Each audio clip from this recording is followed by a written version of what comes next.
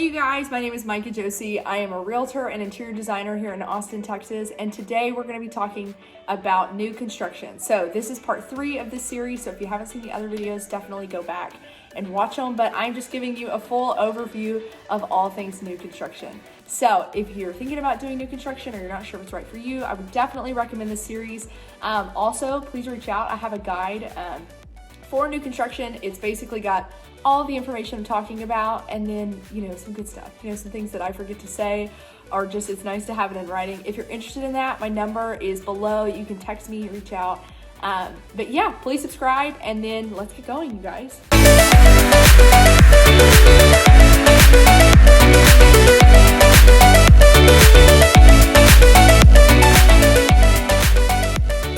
Okay, hey you guys, so like I said, my name's Micah. I'm a realtor and interior designer here in Austin, and I am excited for this week. So we are combining my 2 favorite things, residential real estate, interior design, into one, because we are choosing all of the options for your new build. And I'm really excited. Today is just a beautiful day outside here. I hope wherever you're watching this, whenever, that you're having a great day. Right now, I'm filming this in March of 2022. I almost forgot what year it is, even though we're 3 months in. And we have just finally turned a corner here in Austin where I think it's spring for good and getting warmer outside. Last week, it was cold and awful and I hated it. I was over the cold weather. I'm just kind of done with it. And I think it's finally getting warm and you can see the sun coming in. I mean, it's sunny and amazing. And so anyways, I hope the weather's great where you're at. I hope you're having a great day. But so now that you have chosen a builder and you've decided what floor plan you want to do, this is the next step. So we are going to submit your pre-approval letter, which you've already had, because I recommend getting it before you even start looking for a house. So you've got that thing, you've had it for a minute, and you submit it to the builder and they'll send us the contracts and we will be good to go. I review the contracts for my clients. Obviously, that's part of my job, and we'll make sure that everything's squared away. And so then we can get to the fun part, which is choosing all of the options. So quickly after you sign your contracts, it's going to be presented to you, all of the different options that you can do, scheduling an appointment at the design center if your builder has one, and choosing those things. I recommend doing them pretty quickly, as quickly as you can, so that you can keep your build on track. Once you choose everything, they've got to order it, it's got to come in, and then they've got to put it all together to make a house. So I recommend doing it as quickly as possible so that you can move in soon.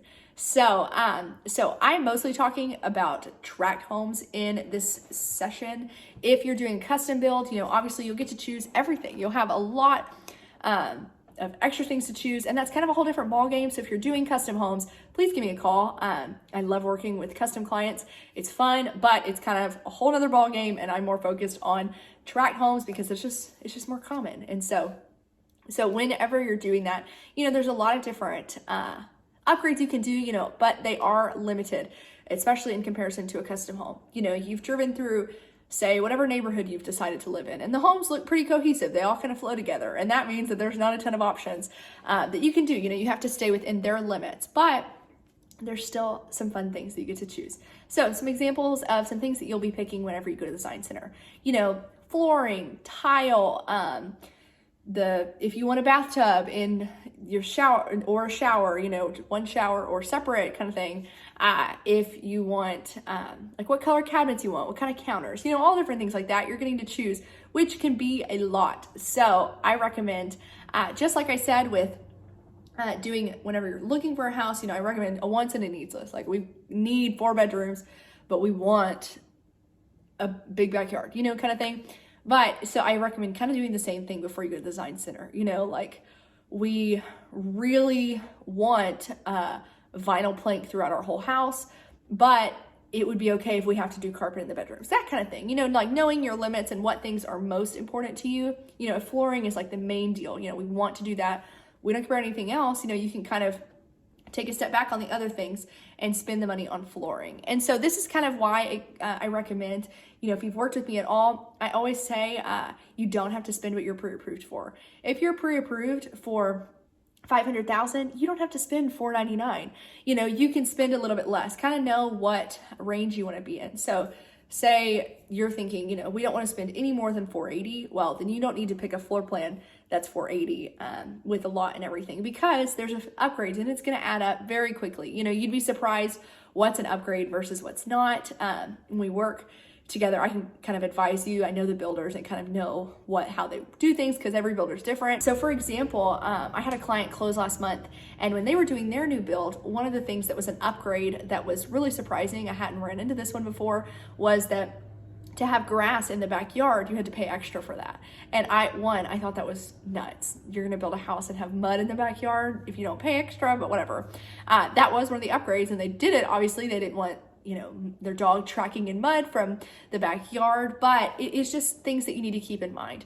So if you're thinking about new construction and you're just not quite sure how to estimate that, that's what I'm here for. I know the builders, I know what kind of the standard upgrades are for all of them, and it's my job to know it. So if you're not sure, hey, we want to upgrade all of these things, what range does that put us in? We could definitely have a conversation, and I can kind of guide you in the right direction for that.